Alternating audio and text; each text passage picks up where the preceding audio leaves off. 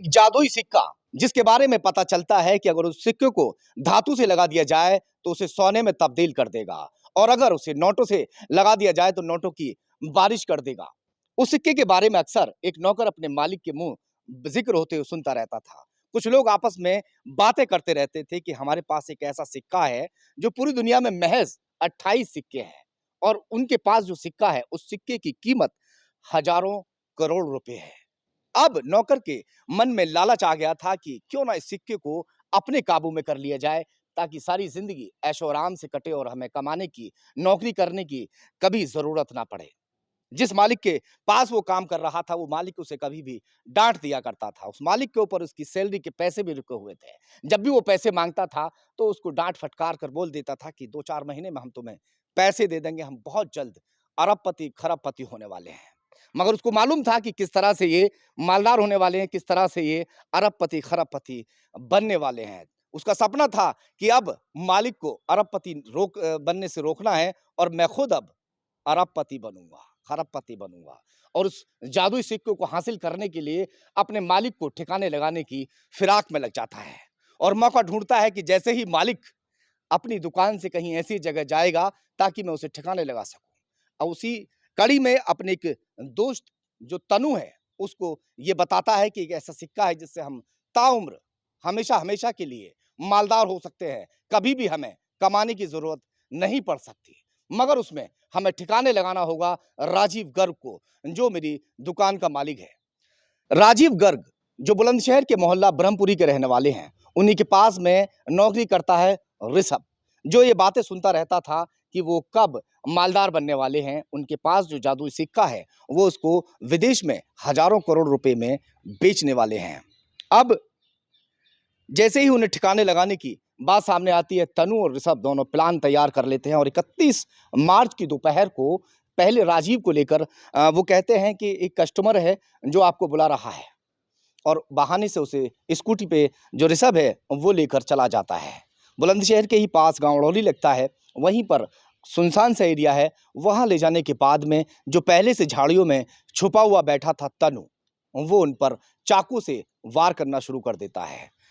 राजीव अपनी जान बचाकर भागने की भी कोशिश करता है, मगर दोनों ताबड़तोड़ वार उस पर करने शुरू कर देते हैं और उसे मौत के घाट उतार देते हैं। राजीव को मारने के बाद में अब जो उनके फूफा थे सुधीर गर्ग, वो दुकान पर बैठे हुए थे।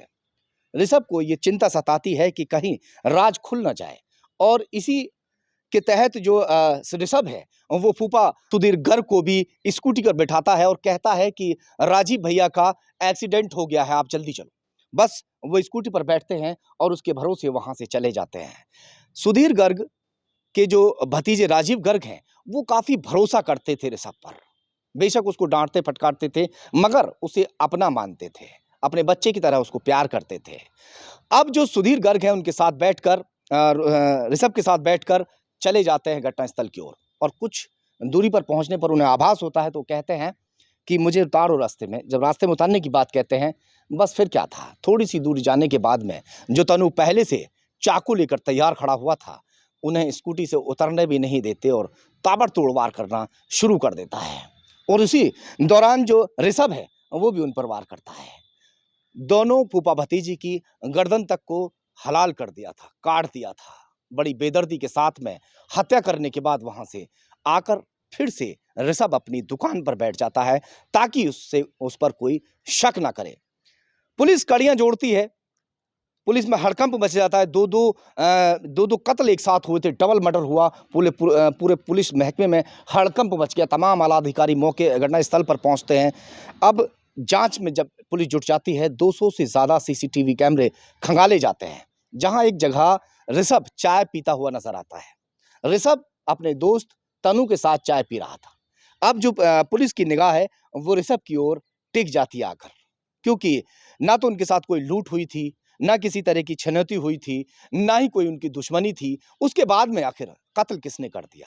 तो ऋषभ को पुलिस उठाती है और उससे कड़ी पूछताछ करती है। पहले तो ऋषभ इधर उधर के बहाने बनाने शुरू करता है, मगर पुलिस के आगे अच्छे अच्छे टूट जाते हैं, और वो टूट जाता है। पुलिस को फिर पूरी वारदात के बारे में बताता है कि किस तरह से उसने घटना को अंजाम दिया और क्यों अंजाम दिया। सिर्फ एक सिक्के की वजह से और कुछ सैलरी के पैसे रुके हुए थे, उसकी वजह से उसने दोनों फूफा भतीजे को ठिकाने लगा दिया था। अब इसी कड़ी में एसएसपी बुलंदशहर से हम लोग बात करते हैं। आइए किस तरह से खुलासा किया। आज बुलंदशहर पुलिस ने डबल मर्डर केस का खुलासा किया है। कोतवाली देहात क्षेत्र में फूफा और भतीजे को धारदार हथियार से गोद कर मार दिया गया था। सर, एसएसपी साहब हमारे साथ में श्लोक कुमार जी, बताइए सर कैसे खुलासा हुआ? ये 1 तारीख को अडौली नहर की पटरी पर 2 व्यक्तियों की बॉडी मिली थी।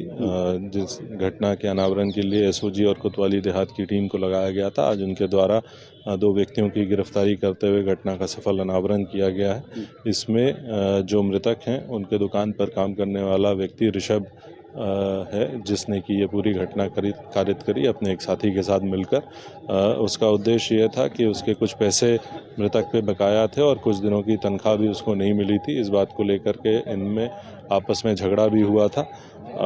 इस बात से वो क्षुब्ध था और इसको ये भी जानकारी थी कि मृतक जो हैं उनके बीच में और उनके कुछ जानकारों के बीच में किसी एक सिक्के को लेकर के चर्चा है, जो कि काफ़ी महंगा, और उसमें कुछ ये भी अंधविश्वास था कि कुछ शक्तियां हैं उसमें। तो उसे ये लगता था कि अगर ये इसे मिल जाएगा तो इसके पैसों की समस्या ख़त्म हो जाएगी। जिस तरह से दोनों की जो बॉडी है, जो लाश है, वो थोड़ी थोड़ी दूरी पर मिली थी,